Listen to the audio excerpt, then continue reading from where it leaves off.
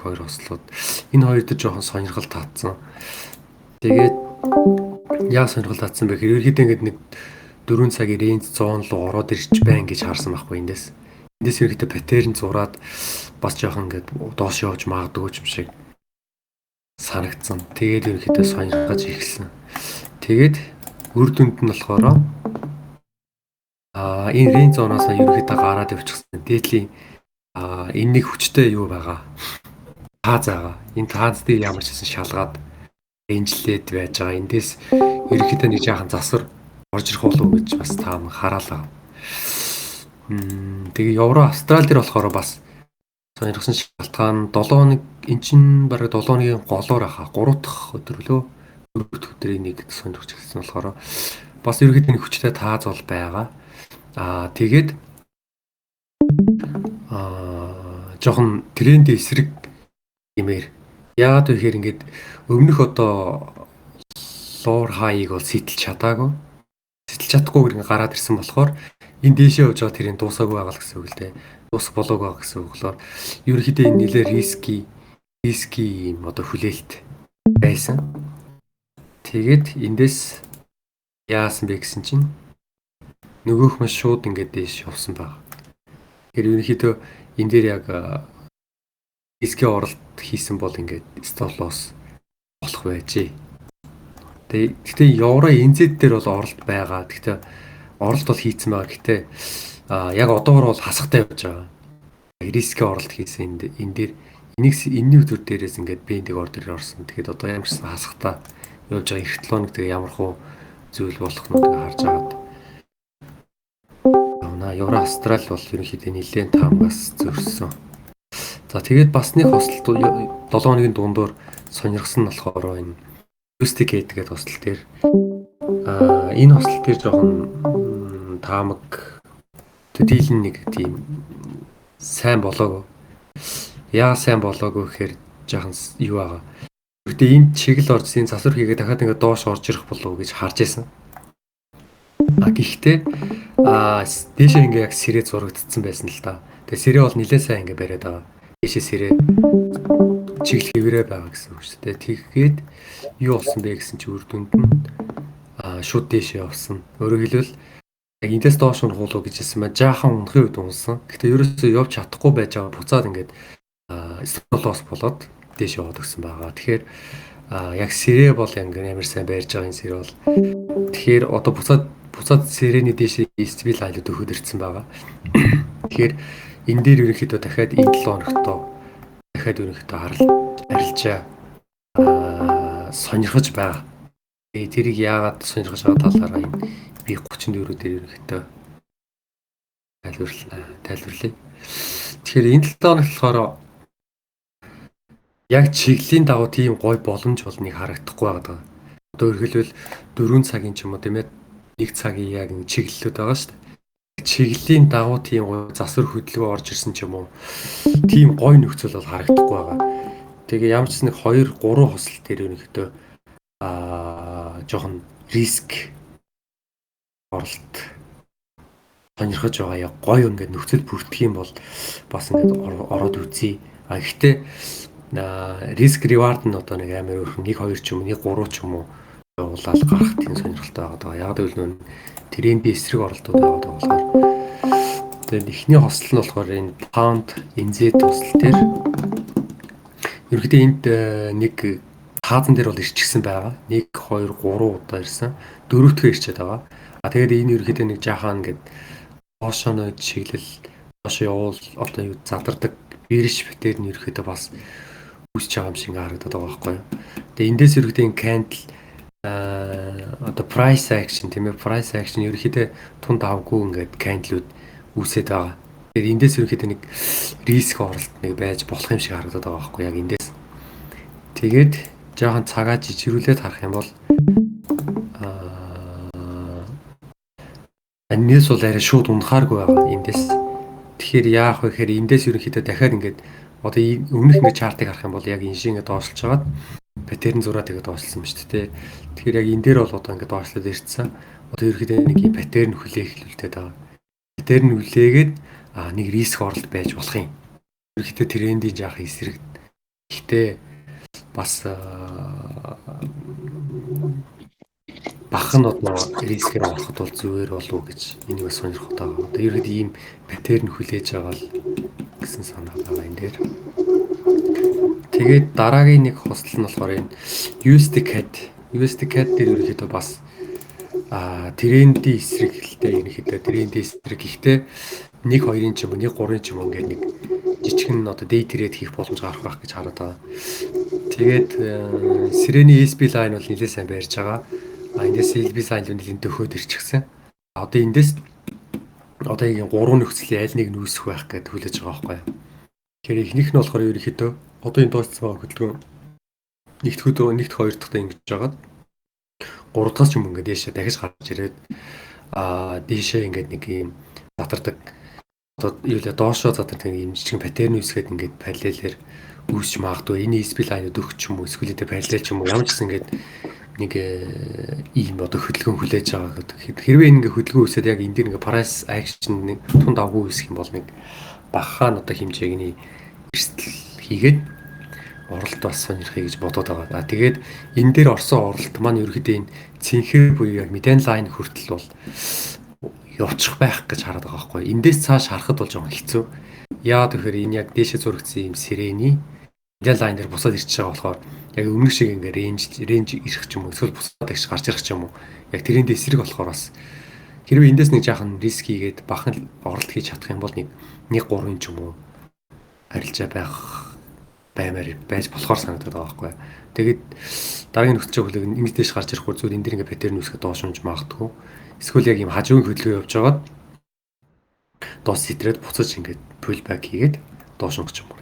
Ийм 3 хөдөлгөөний аль нэг нь одоо энд үүсэх байхаа гэж хүлээж байгаа байхгүй. Жохон риск оролт гэхдээ 1-2 юм уу 1-3-ын одоо арилжааны боломж гарч магадгүй гэж харж байгаа. Тэр. Тэгээд дараагийнх нь болохоор Швейцар франк, Сингапур доллар. Энэ дээр яг өмнө хэлжсэн 4 цаг дээр яагаад орох шалтгаан байгаа талаар сая тайлбарсан шүү дээ. Одоо тэгэхээр нэг цаг дээр болохоор яг одоо дээш гараад ирчихсэн сэрийг ингээд бас сэтлээд ороод ирсэн. Одоо энэ ерөнхийдөө яг юм дот 2 одоо нөхцөлийн аль нэг нүсэх магадaltaй.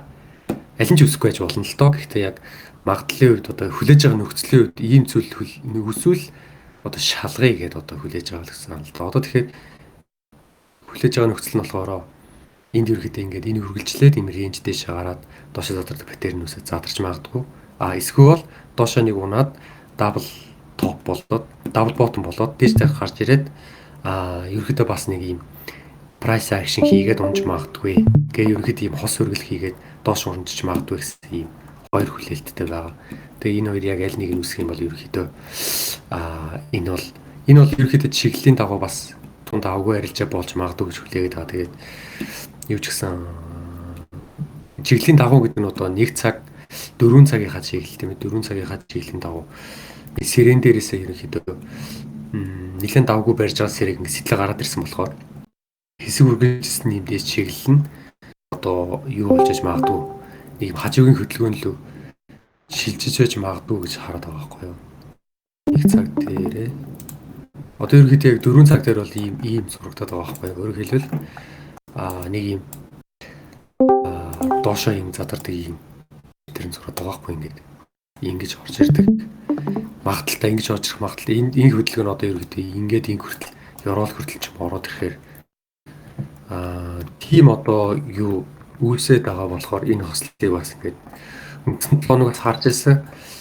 Энэ 7 хоногоос дахиад үргэлжлүүлээд харахаар шийдээд байж байгаа. Одоо эндээс ерөнхийдөө ингэж уулныг гараад ирвэл ингээд бас явж магадгүй гэсэн хүлээлт бол байгаа. Тэгээд энэ дээр бол нэлээд анхаарлаа төвлөрүүлээл хүлээлт явж үүсгдсэн 1 цаг дээр эх 7 хоногт боломж гарах юм бол бас шалгая гэж бодвол байж байгаа. Тэгээд ерөнхийдөө хослолын үед болохоор энэ 3 хослол дээр л байгаа. Энэ хоёр эхний хоёр бол ерөнхийдөө риск оролттой. Ерөнхийдөө нэг тийм трендийн дагуу биш зүгээр л нэг price action дээр тулгуурласан 1-2 ч юм уу 1-3 ярилж сонирхож байгаа. Энэ болохоор ерөнхийдөө жаахан ингээд оролт гоё бол хийж чадах юм бол жоохон 7 хоног ч юм уу 2-7 хоног ч юм уу магадгүй байрч магадгүй энэ ослыг уралдаа гоё хийж чадах юм бол тэгээд дараа нэг анхаарал татаад байгаа нь болохоор яг арилжаа бол яг хийх төлөвлөгөө бол байхгүй зүгээр сонирхолтой санагдаад байгаа нь болохоор одоо биткойн Ethereum хоёр дээр бас ерөөдөө крипто гэсэн үг шүү дээ тийм ээ. Крипто маань ерөнхийдөө бас жаахан биткойны хувьд болохоор ингээд дээшээс хэрэг зурагдсан. Яг Milan Line бол сайн бариад явж байгаа. Гэсэн сайн барьж байгаа. Dotly Split сайн барьж байгаа. Тэр ерөөдөө ингээд дээшээ ингээд нэг жаахан рейнж хийгээд ороод ирсэн. Split Line руу дөхөд ороод ирсэн. Эндээс жаахан ингээд паттерн зураад жаахан доошоо буцаад Milan Line руу ирж магадгүй гэсэн таамаг байгаа даа. Гэхдээ ийм паттерн болохоор тийм яг тийм хүчтэй хөдөлгөөн үүсгэхээр паттерн бас биш л лээ. Нэг одоо жишээ энд ингээд нэг амар брик аут хийн гоо бусад орцсон биз дээ тий.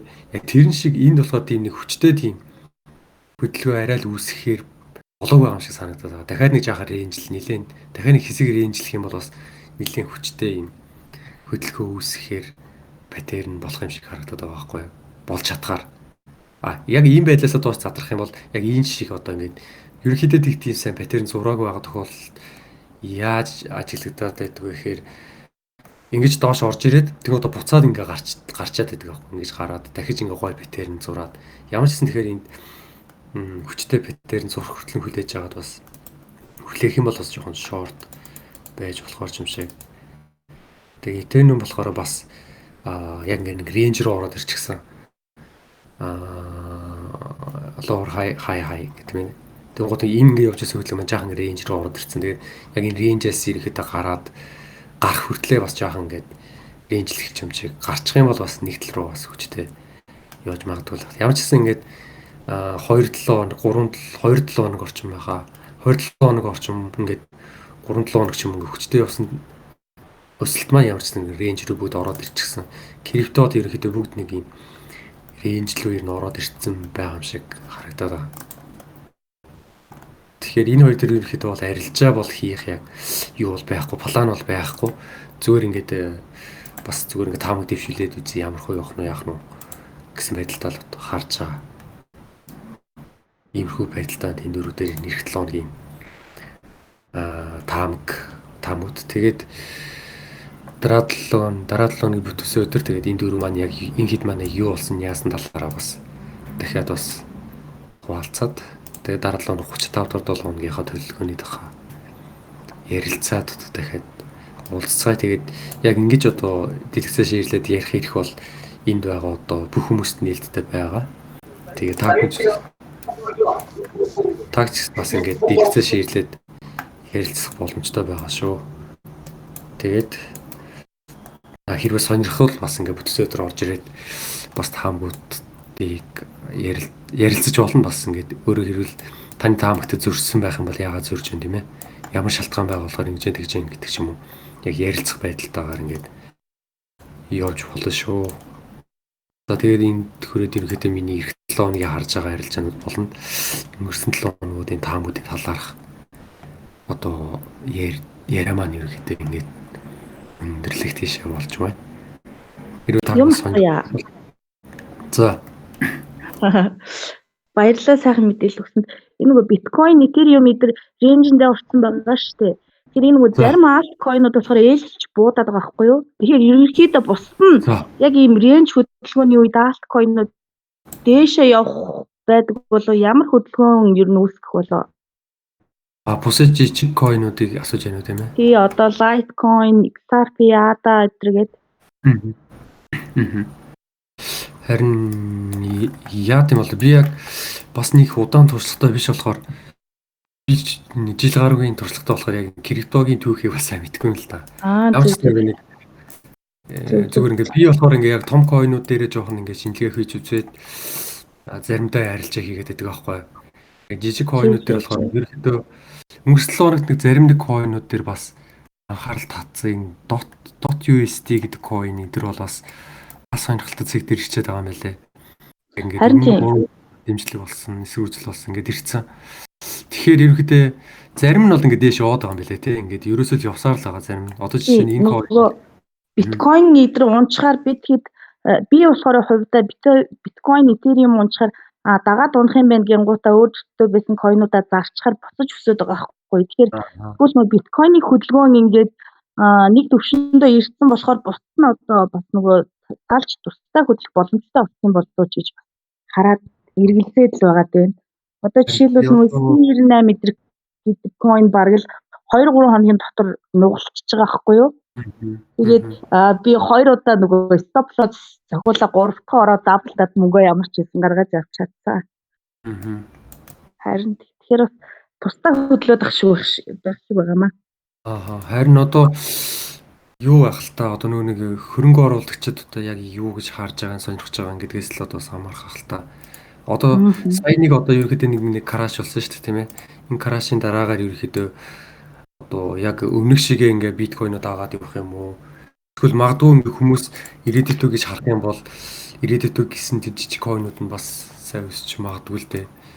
Яг жоохон ингээд яг биткойноо жоохон даахгүй байгаад байгаа нь жоохон сонирхол татаал байна. Зарим нь ингээ даахгүй, зарим нь сайн яваал. Харин тий. Тэн дээр яг юм тусгай юунууд байгаа л хэлэх л дээ. Одоо яг мэдээг нь хайгаад харах юм бол бас сонирхолтой одоо юу ч гэдэг шийдлүүд ч юм уу хөрөнгө оруулагчид болцсон ч гэдэм үү. Эсвэл яг одоо жишээ энэ coin дээр одоо нэг том хөрөнгө оруулагчид одоо за бид нэр энэ дээр бас хөрөнгө оруулалт хийж яах гэх юм бол бас хүмүүс бас авдаг ч юм уу тийм ээ. Тиймэрхүү юмнууд бас байгаа л байх л та.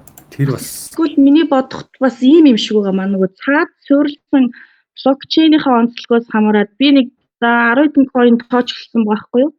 Тэгэхэд жишээлбэл нөгөө Access тэгээд C98 за нэг Alice гэдэг эдгээр койнууд нь болохоор биткойны эсрэг хөдөлгөөн хийгээд байгаа байхгүй юу? Унжаахт нь өсөөд биткойн унангууд өсөнгүүд буцаж унаад байгаа.